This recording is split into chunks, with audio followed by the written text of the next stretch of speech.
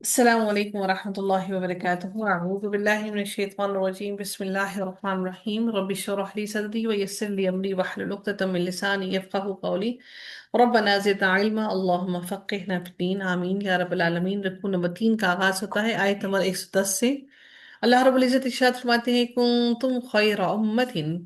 اب یہاں پر جو پہلا ہی لفظ جو استعمال کیا گیا اس رکوع کے اندر، اللہ تعالیٰ نے فرمایا کنتم خیر امت، یعنی یہ امت ہر امت سے بہتر ہے۔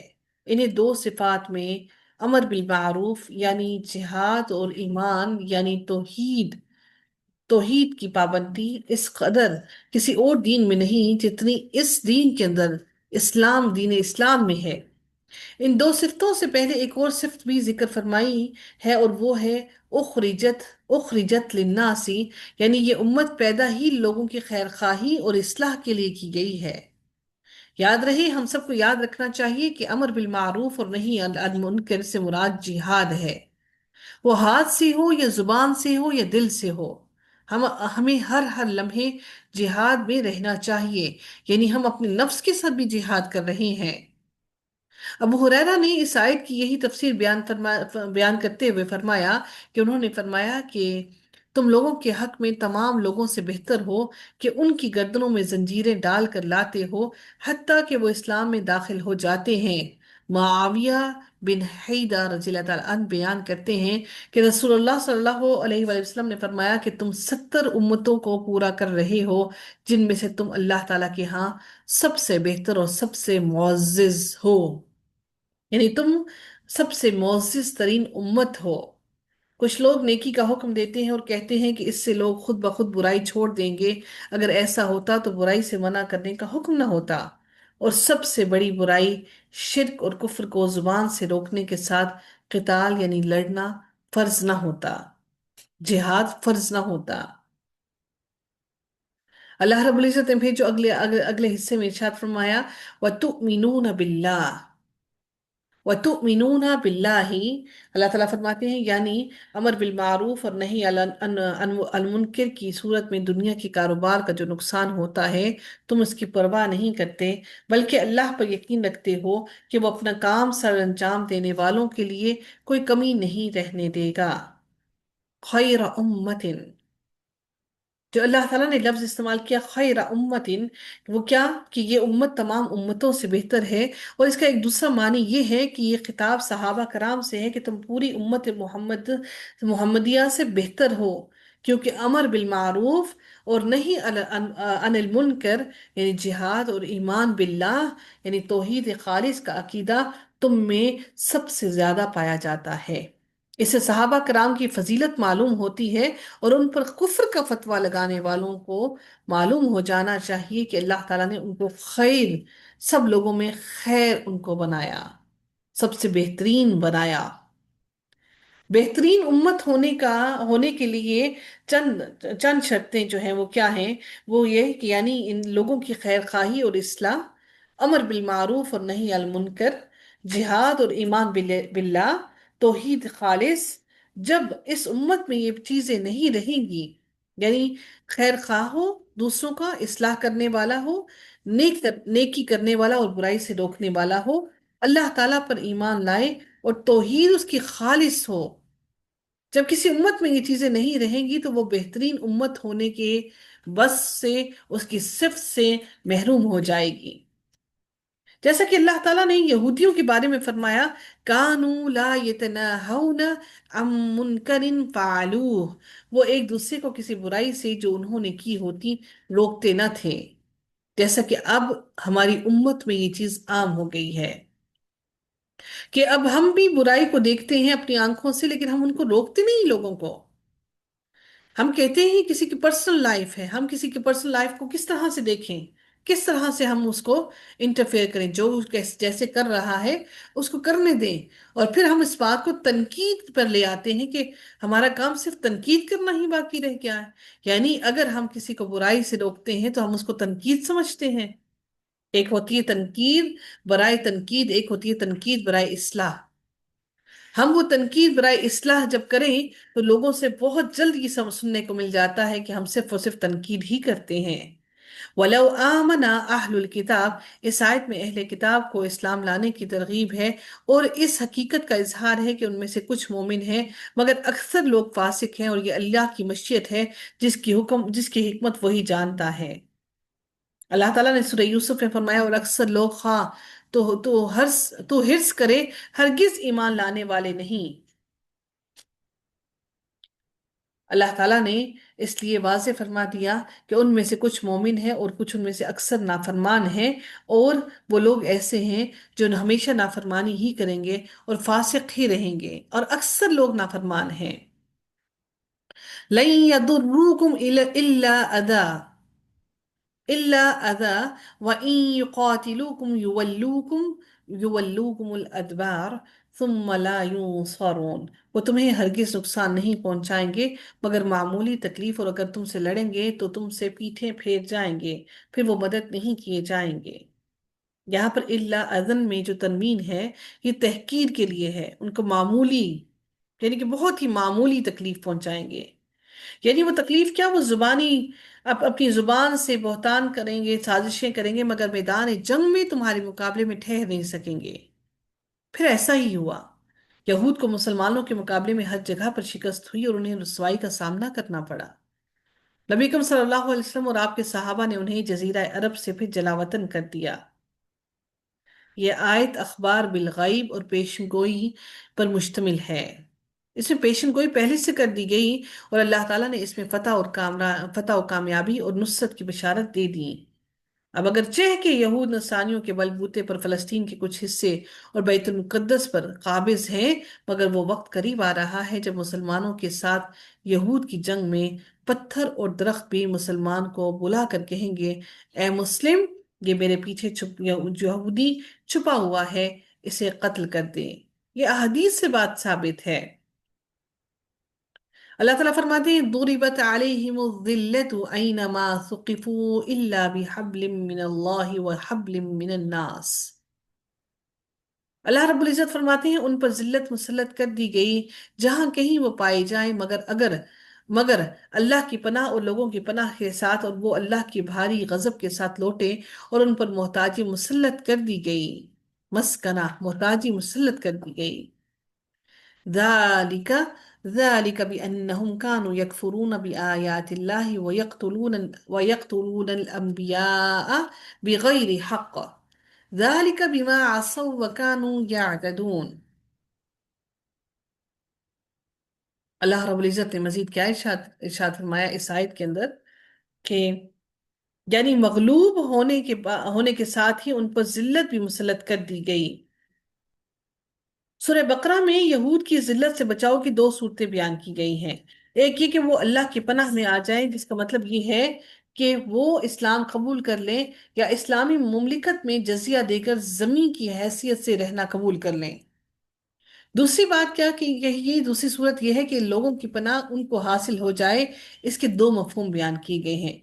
एक ये कि इस्लामी मुमलिकत के बजाय आम मुसलमान उनको पनाह दे दें, जैसा कि हर मुसलमान को यह हक हासिल है, और इस्लामी मुमलिकत के हुक्मरानों और तमाम मुसलमानों को ताकीद की गई है कि मामूली दर्जे के मुसलमान हत्ता कि किसी औरत की दी हुई पनाह को भी रद्द न किया जाए। दूसरा ये कि किसी बड़ी गैर मुस्लिम ताकत की पुष्ट पनाही उन्हें हासिल हो जाए। अल्लाह रब्बुल इज़्ज़त ने आयत के अगले हिस्से में इरशाद फरमाया, ज़ालिका बिअन्नहुम कानू यकफुरून बिआयातिल्लाह, यानी नाफरमानी और हद से गुजरने का असर यह हुआ कि वो कुफ्र करने लगे और पैगंबरों को नाहक कत्ल करने लगे। फिर कुफ्र और कत्ल अंबिया का नतीजा ये हुआ कि अल्लाह का गजब उतरा, वो जलील और मोहताज हो गए, हुकूमत और रियासत उनसे छीन ले गई, और उनको सिर्फ जिल्लत और अल्लाह का गजब और उनके ऊपर मस्कनत उनके ऊपर कुफ्र और कत्ल अंबिया की वजह से हुई, क्योंकि वो नाफरमानी और जाति में हद से बढ़ गए। ज़ालिका बिमा असौ, क्योंकि वो नाफरमानी और जाति में हद से बढ़ गए। लैसू सवाअन मिन अहलिल किताबि उम्मतुन काइमतुन यतलून आयातिल्लाहि अना अल-लैलि वहुम यस्जुदून। वो सब बराबर नहीं। अहले किताब में से एक जमात हक पर कायम है, जो रात के औकात में अल्लाह की आयत की तिलावत करती हैं और वो सजदे करते हैं। یعنی گو کہ اہل کتاب کی اکثریت فاسق ہے، مگر سب ایک جیسے نہیں، ان میں سے کچھ لوگ ایسے بھی ہیں جو ایمان لے آتے ہیں۔ اور اس کے بارے میں ہے کہ جب عبداللہ بن سلام، ثعلبہ بن سعید، اسید بن سعید، اسد بن عبید اور ان کے دوسرے ساتھی مسلمان ہوئے اور اسلام میں رغبت رکھ کر پکے ہو گئے، پکے مسلمان ہو گئے، تو یہودی مولوی جو جو علم والے تھے اور ان کے بے ایمان لوگ کہنے لگے کہ محمد کے پیچھے صرف ہمارے برے لوگ ہی لگے ہیں، اگر وہ ہمارے اچھے لوگ ہوتے تو اپنے آباء و اجداد کا دین چھوڑ کر غیر کی طرف نہ جاتے۔ اس پر اللہ تعالیٰ نے یہ آیات نازل فرمائی۔ کیا آیات نازل فرمائی؟ کہ یہ وہ لوگ ہیں اہل کتاب میں سے جو حق پر قائم ہیں، جو رات کے اوقات میں وہ برے لوگ نہیں ہیں، وہ کہتے تھے کہ برے لوگ ہیں، بد ہیں، تو انہیں اللہ نے فرما دیا ان لوگوں کے بارے میں جو رات کے اوقات میں اللہ کی آیات کی تلاوت کرتے ہیں اور وہ سجدے بھی کرتے ہیں، یعنی رات کا قیام کرتے ہیں اور تہجد کی نماز میں قرآن کی تلاوت کرتے ہیں۔ اللہ رب العزت اگلی آیت میں فرماتے ہیں وہ يؤمنون بالله واليوم الآخر ويأمرون بالمعروف وينهون عن المنكر ويسارعون في الخيرات وأولئك من الصالحين۔ اللہ رب العزت فرماتے ہیں اللہ اور یوم آخرت پر ایمان رکھتے ہیں اور نیکی کا حکم دیتے ہیں اور برائی سے منع کرتے ہیں اور اچھے کاموں میں ایک دوسرے سے جلدی کرتے ہیں، یہ لوگ صالحین ہیں۔ اللہ تعالیٰ نے کہا کہ تم ان پر طنز کر رہے ہو کہ وہ برے ہیں، بلکہ یہ وہی لوگ ہیں جو حقیقت میں اللہ پر اور آخرت کے دن پر یقین رکھتے ہیں، اور یہ صالح لوگوں میں شامل ہیں۔ اللہ رب العزت نے اگلی آیت میں ارشاد فرمایا وَمَا يَفْعَلُوا مِنْ خَيْرٍ فَلَن يُكْفَرُوهُ وَاللَّهُ عَلِيمٌ بِالْمُتَّقِينَ۔ اور وہ جو نیکی بھی کریں اس میں ان کی بے قدری ہرگز نہیں کی جائے گی، اور اللہ متقی لوگوں کو خوب جاننے والا ہے۔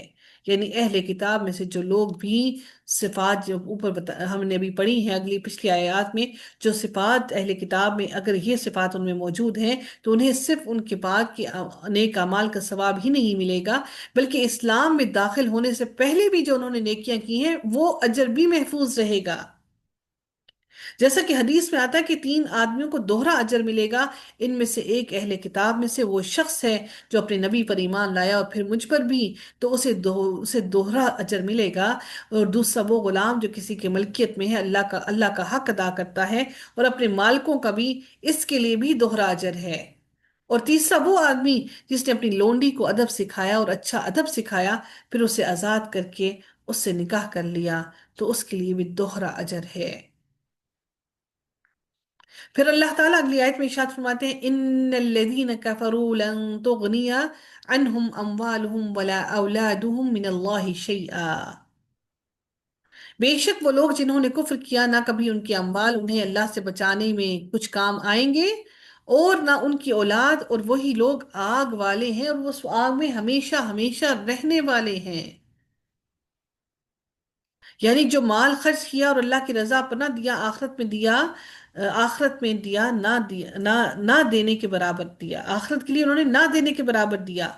عام طور پر مصیبت کے وقت اولاد انسان کی کام آتی ہے، مگر اس وقت کفار کی اولاد ان کے کسی کام نہیں آئے گی، اور ہم نے جو پچھلی آیات میں پڑھا کہ ان آیات میں مومن اور متقی کے نیک اعمال کا انجام ذکر فرمایا کہ ان کی ادنا سے ادنا نیکی، چھوٹی سے چھوٹی نیکی بھی ضائع نہیں ہوگی، بلکہ اس کا پورا پورا بدلہ ملے گا۔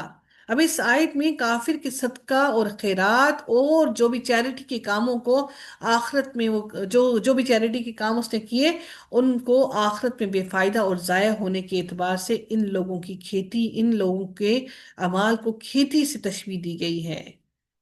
اگلی آیت میں اللہ تعالیٰ ان لوگوں کی مثال دیتے ہیں مثل ما ينفقون فی هذه الحیات الدنیا، کہ یہ لوگ جو دنیا کی زندگی میں خرچ کرتے ہیں وہ کمثل ریح فیہا سر اصابت حرثا، کہ اس کی مثال کھیتی کی طرح ہے، قوم ظلموا انفسهم فاہلکتہ وما ظلمهم اللہ ولكن انفسهم یظلمون۔ یعنی ہمارے ہر عمل کو قبولیت کے درجے تک پہنچنے کے لیے سب سے پہلی ضرورت ایمان کی ہے۔ اللہ تعالیٰ نے ان کے لیے، ان کی چیریٹی کے کاموں کے لیے فرمایا کہ جنہوں نے اپنی جانوں پر ظلم کیا وہ وہ جو کھیتی دیکھنے میں ایسے ان کی مثال کھیتی کی طرح دی ہے، اور جو کھیتی دیکھنے میں سرسبز اور شاداب نظر آتی ہے، لیکن یکا یک وہ سخت سرد جب اس پر ہوا چلتی ہے تو وہ سخت سرد ہوا اس کو تباہ و برباد کر کے رکھ دیتی ہے۔ یہی حال کفار کے صدقہ اور خیرات کرنے کی ہے۔ وہ چونکہ ایمان اور اخلاص کی دولت سے محروم ہیں، اس لیے آخرت میں ان کے اعمال تباہ اور برباد ہو جائیں گے، اور انہیں ان اعمال کا کچھ بھی اجر نہیں ملے گا۔ کفار کو دنیا ہی میں ان کے اچھے اعمال کا بدلہ مل جائے گا۔ سرن جو لفظ ہے اس کا مطلب ہوتا ہے شدید ٹھنڈی ہوا جو کھیتیوں کو جلا دے۔ اللہ تعالیٰ نے قرآن کے اندر جو لفظ استعمال کیا ہے ریحن، جس کا مطلب ریحن کا لفظ جو ہوا کے لیے بھی استعمال کیا ہے، اور یہ لفظ عذاب کے لیے بھی استعمال کیا ہے، اور ریاحن اس ریحن کی جمع ہے۔ ریاحن کا لفظ اللہ تعالیٰ نے رحمت کے لیے استعمال کیا ہے۔ ریحن کا لفظ عذاب کے لیے استعمال ہوا ہے، اور ریاحن جمع کا لفظ رحمت کے لیے استعمال ہوا ہے۔ اب دیکھیں دونوں لفظ جو ہیں مختلف استعمال ہیں دونوں کے۔ جس طرح سے ریحن کا لفظ استعمال ہوا کہ وَجَرَيْنَتْ بِهِمْ بِرِيحٍ طَيِّبَةٍ، دوسرے مقامات پر عذاب کی ہوا کے لیے بھی آیا ہے۔ اللہ تعالیٰ پھر ارشاد فرماتے ہیں، یہ سورہ یونس میں اللہ تعالیٰ نے بھی ارشاد فرمایا، اور اللہ تعالیٰ ارشاد فرماتے ہیں وَمَا ظَلَمَهُمُ اللَّهُ، یعنی ان کے اعمال جو ضائع اور برباد ہوئے یہ اس وجہ سے نہیں کہ انہوں نے کہ اللہ نے ان پر ظلم کیا ہے، بلکہ خود ان کے اپنے اوپر ظلم کرنے کا نتیجہ ہے۔ انہوں نے کیا ظلم کیا؟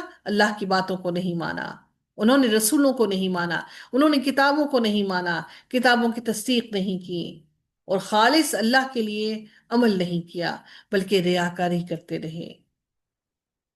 اللہ رب العزت مزید اگلی آیت میں ارشاد فرماتے ہیں یا ایہا الذین آمنوا لا تتخذوا بطانة من دونکم لا یألونکم خبالا، اے لوگوں جو ایمان لائے ہو اپنے سوا کسی کو دلی دوست نہ بناؤ، وہ تمہیں کسی طرح نقصان پہنچانے میں کمی نہیں کرتے۔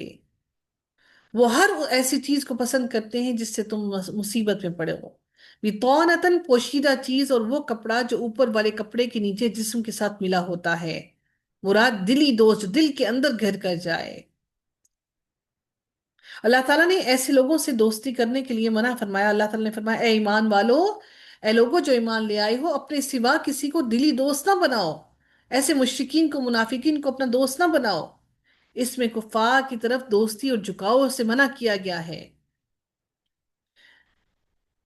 ابن عباس سے روایت ہے کہ مسلمانوں میں سے کچھ آدمی یہودیوں سے میل جول اور تعلقات رکھتے تھے، کیونکہ اسلام سے پہلے وہ آپس میں ہمسائے اور ایک دوسرے کے دوست تھے۔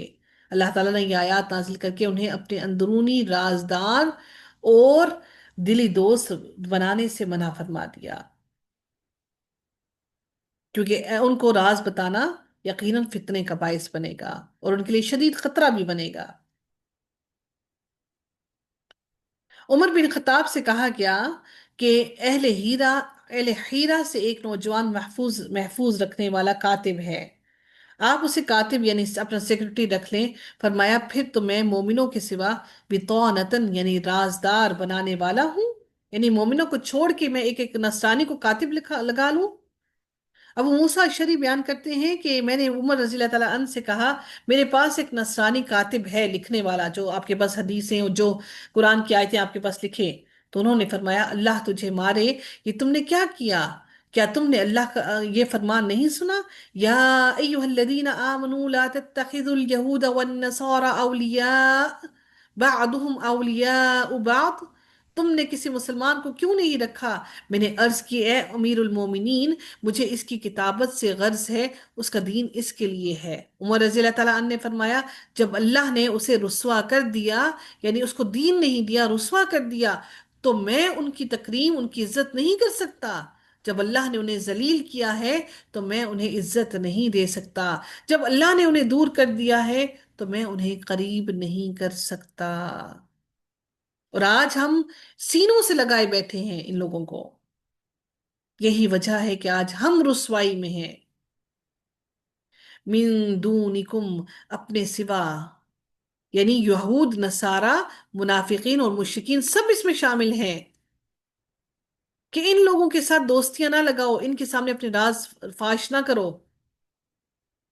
آج ہمارے حکمران بھی، آج ہم سارے لوگ انہی غیر مسلموں کی پشت پناہی حاصل کیے ہوئے ہیں۔ اللہ تعالیٰ فرماتے ہیں لا، اللہ رب العزت فرماتے ہیں لا یألونکم، لا یألونکم، یعنی لا یألونکم کوتاہی کرنا، کمی کرنا، خبالن خرابی ڈالنا، نقصان پہنچانا، ما عنتم، ماں انتم کا مطلب کیا ہوا؟ مشقت، تکلیف، یعنی جس سے تم کو تکلیف، تم تکلیف میں پڑو۔ دلی دوست نہ بنانے کے حکم کی وجہ کی طرف اشارہ کیا گیا ہے، یعنی اگرچہ کہ یہ لوگ اپنی منافقت کی بنا پر تم سے ایسی ایسی باتیں، ایسی ایسی جھوٹی اور چکنی باتیں کرتے ہیں کہ تمہیں لگتا ہے کہ تمہاری دلی دوست ہیں اور اچھے ہیں، اور تمہیں محسوس نہیں ہوتا ان کی دشمنی کا۔ اللہ تعالیٰ نے بتا دیا کہ وہ تمہیں مشقت میں، عداوت اور تکلیف میں ڈالنا چاہتے ہیں، وہ تمہارے خیر خواہ نہیں ہیں، تمہارے بدترین دشمن ہیں۔ اللہ تعالیٰ فرماتے ہیں قد بینا لکم الآیات، کہ ہم نے یہ کفار کی دوستی کو تمہارے سامنے کھول کر بیان کر دیا، یہودیوں کی دلی کیفیت کو بیان کر دیا، منافقین کے بغض کو بیان کر دیا۔ ہم نے یہ کھول کھول کر باتیں بیان کر دی تاکہ تم تاکہ تم ہدایت پا جاؤ اور تم سمجھ جاؤ، تاکہ تم سمجھ جاؤ کہ ان کے دلوں میں کیا ہے۔ اللہ تعالیٰ فرماتے ہیں ہا انتم اولائی تحبونہم ولا یحبونکم وتؤمنون بالکتاب کلہ، دیکھو تم وہ لوگ ہو کہ تم ان سے محبت رکھتے ہو، تمہارے دل ان کی طرف جھکے ہوئے ہیں، تم ان سے محبت کرتے ہو اور تم ساری کتاب پر ایمان رکھتے ہو، اور جو تم سے ملتے ہیں تو وہ کہتے ہیں ہم ایمان لائے، جب وہ تم سے ملتے ہیں تو وہ کہتے ہیں کہ ہم ایمان لائے، اور جب اکیلے ہوتے ہیں تو تم پر غصے سے انگلیوں کے پورے کاٹ کاٹ کھاتے ہیں۔ الاناملہ یہ لفظ جو ہے ان ملتن کی جمع ہے، الاناملہ ان ملتن کی جمع ہے، جس کا معنی ہے انگلیوں کے پورے۔ عدن یا عدو یہ فا کلمے کا ہے اور اس کا معنی ہے دانتوں سے کاٹنا۔ الکتاب سے مراد تمام آسمانی کتابیں ہیں، یعنی تم تو سب کتابوں پر ایمان رکھتے ہو اور وہ کسی کتاب پر بھی ایمان نہیں رکھتے، پھر بھی بجائے اس کے کہ تم ان سے نفرت کرو، الٹا تم ان کی طرف دوستی کے ہاتھ بڑھاتے ہو، تم ان سے دوستیاں رکھنا چاہتے ہو، حالانکہ وہ تو تم سے عداوت اور دشمنی رکھتے ہیں، اور وہ اتنے دشمنی میں سخت ہیں کہ ان کا بس تم پر نہیں چلتا کہ جب وہ اکیلے ہوتے ہیں تو وہ غصے میں اپنی انگلیوں کے پوروں کو اپنے منہ میں ڈال کے، جس طرح سے ہم دیکھتے ہیں نا ناخن چباتے ہیں، اتنے غصے میں کہ ان کا بس نہیں چل رہا تم پر، کہ وہ اپنی انگلیوں کے پوروں کو کاٹتے ہیں۔ اللہ تعالیٰ فرماتے ہیں قل موتوا بغیظکم بغیظکم، اے نبی کہہ دے کہ اپنے غصے میں ہی مر جاؤ، کہ وہ اپنے غصے میں ہی غصہ کر کر کے، جس کو کہتے ہیں نا بلڈ پریشر ہائی ہو جانا، غصہ کرتے کرتے غصے میں ہی مر جاؤ تم لوگ۔ ان اللہ علیم بذات الصدور، بے شک اللہ تعالی سینوں کے بھید کو جانتا ہے، وہ بخوبی جانتا ہے، جو وہ سینوں میں چھپائے بیٹھے ہیں جن کو تم نہیں جانتے، لیکن میرا رب اس کو بخوبی جانتا ہے۔